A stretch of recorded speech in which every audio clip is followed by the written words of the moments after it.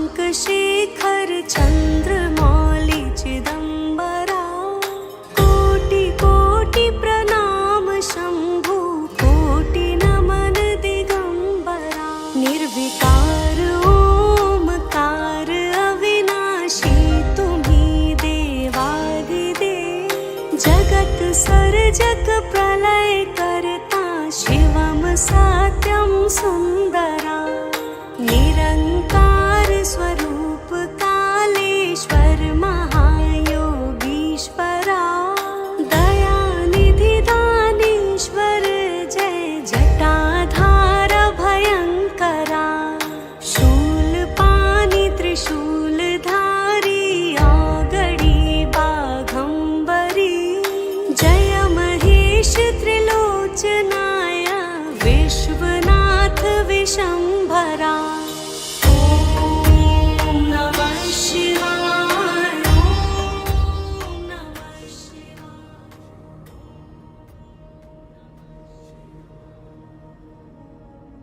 നമ്മുടെ തളി ക്ഷേത്രത്തിൽ അതിരുദ്ധം നടക്കുന്നുണ്ടല്ലോ, അതിനെക്കുറിച്ച് ഒന്ന് പറഞ്ഞു തരുമോ? ശരി, അമ്മ മന്ത്രങ്ങളെക്കുറിച്ച് കുറേ കേട്ടിട്ടില്ലേ?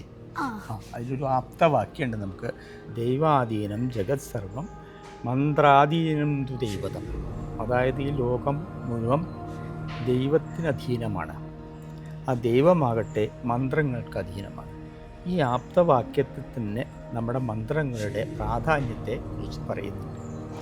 ഈ ലോകത്തിലെ നാദപ്രപഞ്ചത്തിൻ്റെ പ്രത്യേകതയെപ്പറ്റി നമ്മുടെ ഋഷീശ്വരന്മാർ നിരന്തരമായി മനനധ്യാനം ചെയ്തതെന്നാണ് നമുക്ക് വേദമന്ത്രം അഥവാ ദേവമന്ത്രം കിട്ടിയിട്ടുള്ളത്. അതിൻ്റെ ശക്തി എത്രയാണ് നമുക്ക് ഊഹിക്കാൻ കൂടി പറ്റാത്ത അത്ര ശക്തിയാണ്. അതിൽ പ്രധാനപ്പെട്ട ഒരു മന്ത്രമാണ് ശ്രീരുദ്രം. കൃഷ്ണ യജുർവേദത്തിലെ തൈത്തിരീയ സംഹിതയിൽപ്പെട്ട അതിപ്രധാനമായിട്ടുള്ള ഒരു മന്ത്രമാണ് ശ്രീരുദ്രം. അതിൽ 11 അനുവാകങ്ങളാണുള്ളത്. അനുവാകം എന്ന അധ്യായം. അതിൽ 27 പഞ്ചാദികളുണ്ട്. ഒരു പഞ്ചാദി എന്ന് പറഞ്ഞാൽ 50 പദങ്ങളോട് കൂടിയ ഒരു മന്ത്രരാശിയാണ് പഞ്ചാദി എന്ന് പറയുന്നത്. നമ്മുടെ മനുഷ്യജന്മം വളരെ ദുർലഭമാണ്. അങ്ങനെ കിട്ടിയ മനുഷ്യജന്മത്തിൽ നമ്മുടെ ദുഃഖ നിവാരണം, എല്ലാവർക്കും ദുഃഖം തന്നെയുള്ളൂ. എല്ലാവർക്കും കാണുമ്പോൾ എല്ലാവരും സുഖമാണെന്ന് പറയും. പക്ഷേ നമ്മളൊക്കെ ഒരു തരത്തിലല്ലെങ്കിൽ മറ്റൊരു തരത്തിൽ നമ്മൾ ദുഃഖങ്ങളും ദുരിതങ്ങളും അനുഭവിക്കുക. ബാക്കിയുള്ളവരുടെ മുമ്പിലൊക്കെ അനുഭവിക്കുക. സുഖമല്ലേ എന്ന് ചോദിച്ചാൽ സുഖമാണെന്ന് പറയും. പക്ഷെ അങ്ങനെയുള്ള ആ ദുരിതങ്ങളെ ഇല്ലാതെയാക്കാൻ പരമശിവനെ തൃപ്തിപ്പെടുത്തുന്നതിനുള്ള അപേക്ഷയാണ് ശ്രീരുദ്രത്തിലെ 1-ാം അനുവാകത്തിൽ പ്രതിപാദിക്കുന്നത്. 2 മുതൽ 9 കൂടിയുള്ള അനുവാദങ്ങളിൽ ഭഗവാൻ അർപ്പിക്കപ്പെടുന്ന ധ്യാന നമസ്കാരങ്ങളുടെ വിവരണത്തെക്കുറിച്ചാണ് പറയുന്നത്. 10ഉം 11ലും ജലവാത ദുരിത ജ്വരാദി നമ്മുടെ സകല ദുരിതങ്ങളിൽ നിന്നും മുക്തി പ്രാപിക്കാൻ പരിഹരിക്കാനുള്ള ഭഗവാനോടുള്ള അഭ്യർത്ഥനയാണ് 10ഉം 11ഉം അനുവാദങ്ങളിലുള്ളത്. 11 അനുവാദങ്ങളെക്കുറിച്ച് പറഞ്ഞു. അങ്ങനെയുള്ള 11 അനുവാദങ്ങൾ 11 ഹൃത്വിക്കുകൾ 11 ദിവസം ജപിക്കുന്ന ഇതിനെയാണ് നമ്മൾ മഹാരുദ്രം എന്ന് പറയുന്നത്. അങ്ങനെയാകുമ്പോൾ ഒരു ദിവസം 121 പ്രാവശ്യം അവർ ചെയ്യും. അങ്ങനെയുള്ള മഹാരുദ്രം 11 വർഷം നമ്മളെ അമ്പലത്തിൽ നടത്തിയിട്ട് പിന്നെ 12ാമത്തെ വർഷമാണ് അതിരുദ്രം നടക്കുക.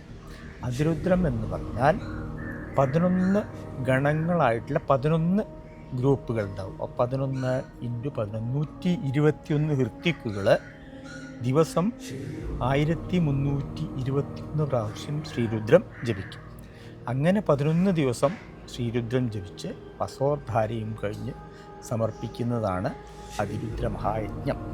അതിവിശിഷ്ടമായിട്ടുള്ള ആ മഹായജ്ഞം ഈ വരുന്ന ഫെബ്രുവരി 15 മുതൽ 25 കൂടി ആണ് നമ്മളെ തളി ക്ഷേത്രത്തിൽ നടക്കുന്നത്. ഏതാണ്ട് മനസ്സിലായോ നിങ്ങൾക്ക്? മനസ്സിലായി. ടാറ്റ മുത്തശ്ശ. ആരാധനാ സ്വാതന്ത്ര്യത്തിൽ നിന്ന് കളങ്കങ്ങളെ വെടിഞ്ഞ് വിശുദ്ധി നേടാനായി ശ്രേഷ്ഠമായ അതിരുദ്ര മഹായജ്ഞത്തിലേക്ക്. അതിരുദ്ര മഹായജ്ഞം 2025.